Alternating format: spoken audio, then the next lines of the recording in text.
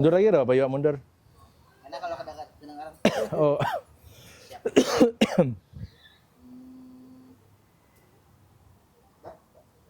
Prolog dulu Bang lah. Jadi, siap. Permintaan dari Pak Purbaya, Purbani. Pak Rubani itu dia minta membahas tentang objek diduga cagar budaya. Oke. Kemudian sejarah Banjarbaru ke depan, kemudian bagaimana perubahan dari Gunung Apang untuk jadi Banjarbaru kan di situ. Ini kada tahu tuh sejarahnya apa lah? Kada jelas. Nanti terkait MSL segala kan. Oh iya. Kemudian juga terkait sejarah Sungai Kemuning gitu mas. Dan kampung pejabat ini. Dan nanti ulun akan agak sedikit berkembang nanti penjawab aja setengah tahun kemudian. Iya. Nanti akan potong dua kan. Oke, betul.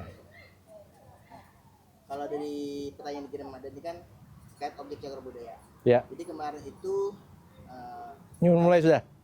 Ini wawancara. Kami wawancara itu dengan Pak Andi. Beliau itu adalah ketua tim cagar budaya Banjarbaru. Yang mana Banjarbaru ini sudah menetapkan objek diduga cagar budaya ada 14 atau 19 jadilah. Banyak lah. G. Salah satunya itu adalah rumah kantor wali kota Banjarbaru, Ya. kemudian Dispora Bupa dan beberapa macam lainnya gitu. Termasuk juga yang di depan Wisma Kumala kalau kalian tahu. Wisma Kumala itu yang rumah sakit Bayangkara baru dibangun. Bayangkara tuh Yang sebelah tahu. Polres ada BRI. ada rumah sakit Bayangkara, depannya ada rumah yang kada Iya, dihancur. iya kecil. Itu Masuk itu. Objek juga cagar budaya. Sebenarnya tuh mau dihancur juga kayak rumah Vanderbilt, tapi kan sudah ada SK penangkapan itu jadi tidak Dimasukkan.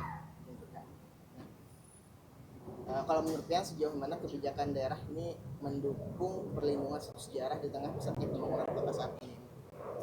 Ya, jadi pemerintah Kota Banjarbaru di dalam Perda terbaru kami, Perda RT RW, Rencana Tata Ruang Wilayah, itu sudah meletakkan posisi-posisi tempat aset yang memang menjadi cagar budaya.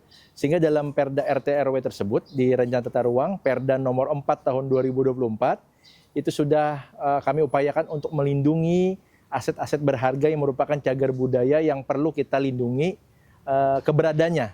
Jadi seiring dengan pembangunan kota tentunya dalam penyusunan Perda pada saat itu kami juga memikirkan cagar budaya yang memang harus kita pertahankan supaya dalam proses pembangunannya ini juga beriringan dengan cagar budaya yang terus kita lestarikan seperti itu.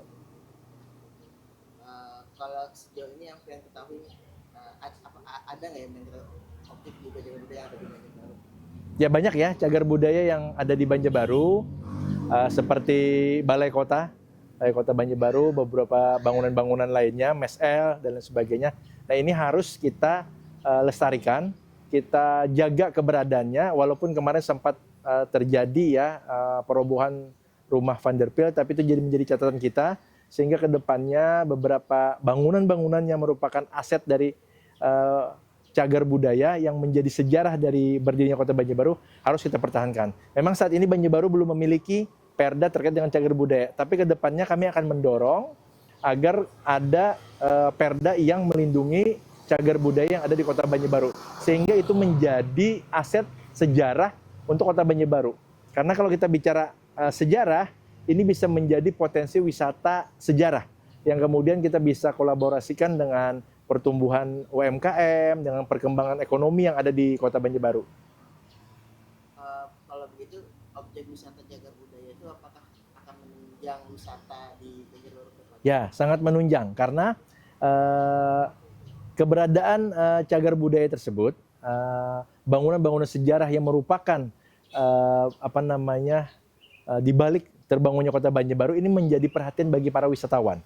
Sehingga ini perlu dilestarikan sehingga orang bisa berwisata sambil meneleh ke belakang sejarah-sejarah yang sudah ada di Kota Banjarbaru, sambil kuliner, kemudian sambil juga memperdalam tentang hal-hal apa saja yang ada di Kota Banjarbaru. Jadi wisatanya wisata paket lengkap nih. Ada wisata kuliner, ada wisata sejarah, ada wisata penjualan mungkin souvenir-souvenir, kemudian ciri khas dari Kota Banjarbaru itu sendiri, dan kemudian ada cagar budaya yang merupakan sejarah dari berdirinya Kota Banjarbaru.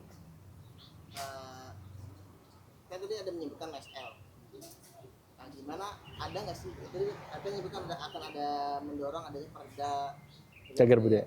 Untuk saat ini gimana sih regulasi dari daerah memastikan sejarah ini tidak hilang terus pembangunan gitu?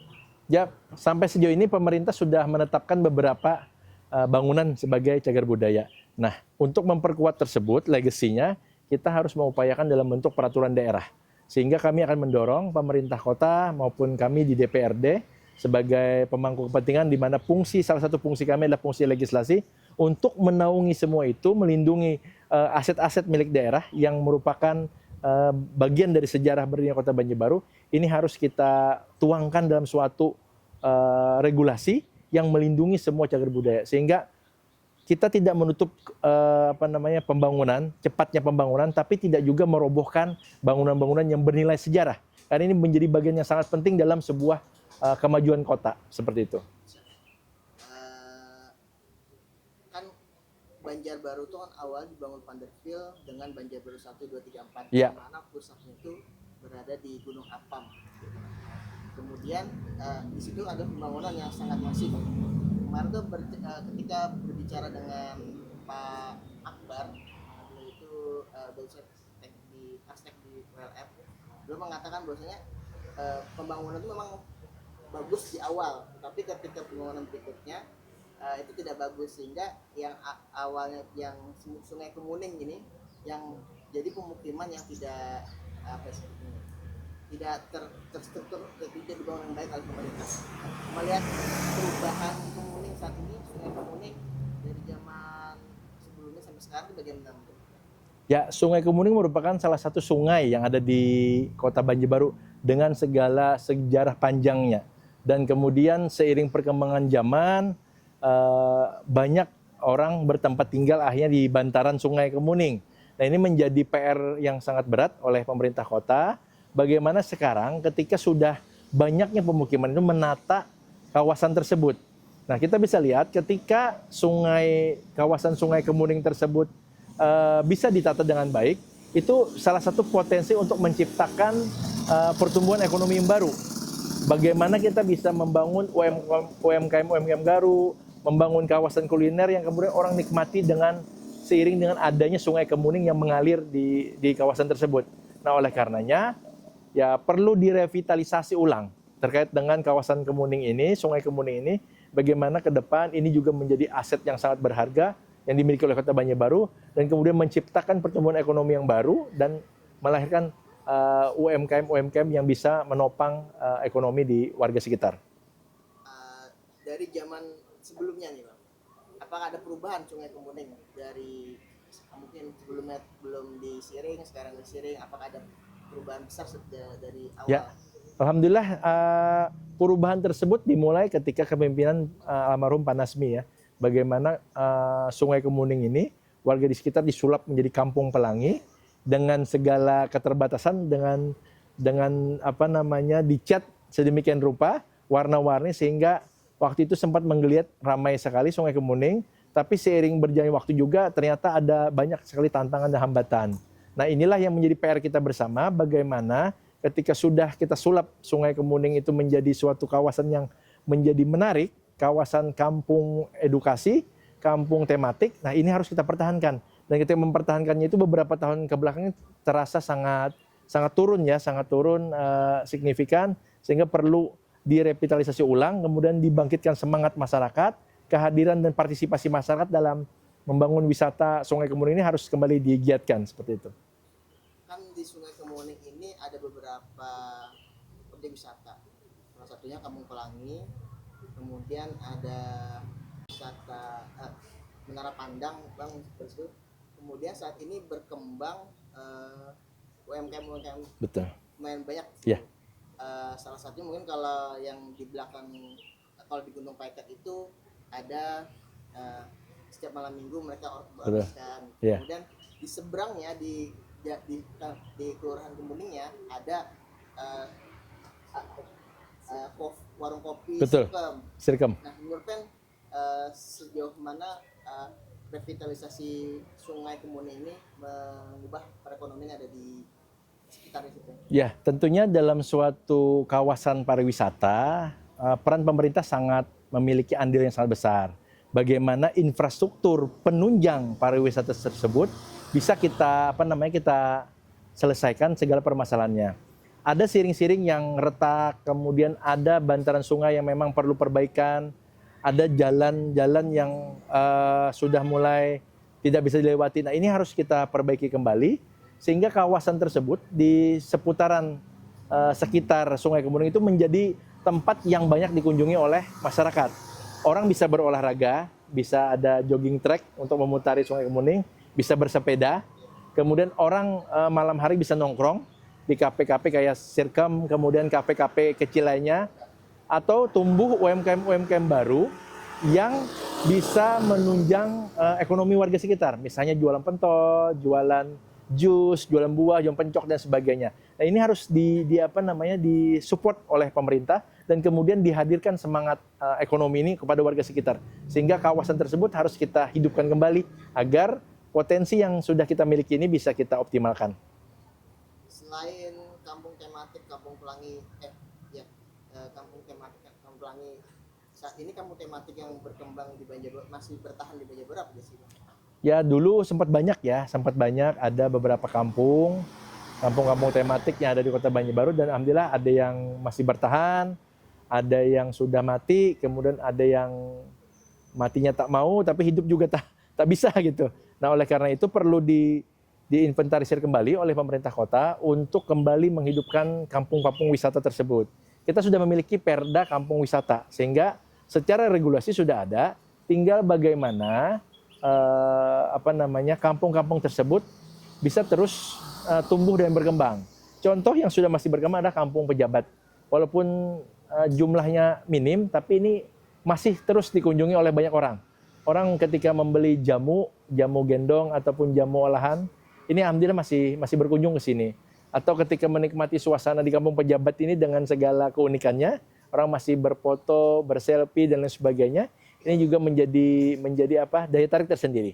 Kemudian ada Kampung Pelangi. Kampung Pelangi ini mulai mati tapi mulai hidup kembali ketika ada kreativitas dari warga sekitar membuka kafe mini gitu ya, Sirkem ya istilahnya itu. Nah, ini menjadi sesuatu yang kemudian alhamdulillah menghidupkan kembali Kampung Pelangi. Dan mungkin Kampung Iwak juga karena memang di sana orang identitasnya memang berjualan ikan. Ini juga menjadi Kampung Iwak juga menjadi destinasi yang tetap harus kita pertahankan. Menyebutkan Kampung Pejabat. Ya. Bagaimana dukungan DPRD dalam memajukan kampung tematik seperti Kampung Pejabat? Ya, salah satu upaya kita dalam mendukung kampung-kampung wisata tersebut adalah berupa dalam bentuk keberpihakan anggaran dan kemudian keberpihakan legislasi juga kita akan dorong dari Perda yang sudah kita bentuk berupa kampung wisata, kemudian bagaimana kita tuangkan juga nanti dalam perwalinya, sehingga daya tarik Banjarbaru ini dengan segala keterbatasannya ini tentunya juga masih memiliki potensi yang luar biasa untuk terus dikembangkan. Nah, salah satunya adalah Kampung Pejabat ini bagaimana ketika adanya kunjungan-kunjungan dari tamu luar daerah, kita coba arahkan untuk berkunjung ke Kampung Pejabat. Kemudian ketika ada mahasiswa atau siswa SMP, SMA, SD yang ingin melakukan kunjungan juga bisa kita arahkan untuk berkunjung ke Kampung Pejabat ini. Bagaimana proses pengolahan jamu, bagaimana cara pengemasannya. Nah, ini juga bisa menjadi bahan edukasi untuk para siswa yang ingin belajar. Dan kemudian juga kita membuka kesempatan yang luas kepada pihak-pihak seperti kampus untuk melakukan riset. Biasanya kan di kampus itu ada dana pengabdian gitu kan, dana riset yang kemudian harus kita arahkan untuk bisa membantu pengembangan dari kampung-kampung wisata. Seperti itu. Jadi keberpihakannya lebih ke penganggaran ya. Dan legislasi. Terakhir mungkin Bang, kan Kampung Pejabat ini ketika ngobrol dengan Pak Narwanto, beliau tuh ketua komite kreatif, ketua harian beliau itu bilang Kampung Pejabat juga masuk bagian dari Geopark Meratus. Nah, tanggapan Oh, Bapak gimana? masuk ya. Ya alhamdulillah karena kita fokus dalam pengembangan wisata sehingga Banjarbaru dalam hal penetapan status Geopark Meratus itu perlu terus kita support. Salah satunya adalah bagaimana nanti tim yang dibentuk oleh pemerintah kota itu nanti bisa menginventarisir segala potensi-potensi yang masuk dalam Geopark Meratus. Dan kemudian kita juga dalam posisi penganggaran kita akan mensupport ketika pemerintah Provinsi Kalimantan Selatan sudah menetapkan Banjarbaru salah satu bagian dari Geopark Meratus. Oleh karenanya di sisi anggaran keberpihakan kita untuk pengembangan wisata itu akan terus kita perjuangkan. Kira-kira ada beberapa hal terkait. Oke, ada. Sedang motor lewat dulu. Oh, tadi ada ini terus ya. Dah. Ya. Jadi semenjak Banjarbaru ditetapkan sebagai ibu kota Provinsi Kalimantan Selatan, tentunya kita semua lapisan masyarakat, kami di pemerintah daerah, baik eksekutif maupun legislatif harus saling bahu-membahu untuk terus mengembangkan wilayah Kota Banjarbaru. Salah satunya adalah bagaimana kita mengembangkan wisata yang ada di Kota Banjarbaru.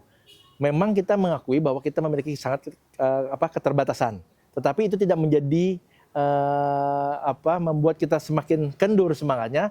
Justru itu membuat kita menggali terus potensi-potensi yang ada. Oleh karena itu, segala macam potensi wisata, baik itu yang dibuat oleh manusia, tidak dari alami.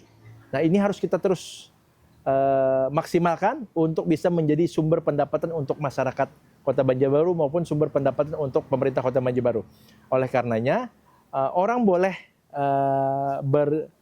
berwisata ke pantai, ke Loksado, kemudian ke gunung, ke Tahura, tapi bagaimana orang bisa menginap di Banjarbaru, berbelanja di Banjarbaru, makan di Banjarbaru, dan menghabiskan uang di Banjarbaru. Nah, inilah akan kita optimalkan. Kami di DPRD akan mendorong pemerintah kota untuk terus melakukan potensi-potensi yang bisa kita gali, dan kemudian wisata yang sudah ada di Kota Banjarbaru kita kembangkan, dan kemudian kita dorong untuk bisa berkembang dan menjadi daya tarik untuk para wisatawan berkunjung ke Kota Banjarbaru. Potong-potong aja lah. PRT pulang. Ada di mana, Andak?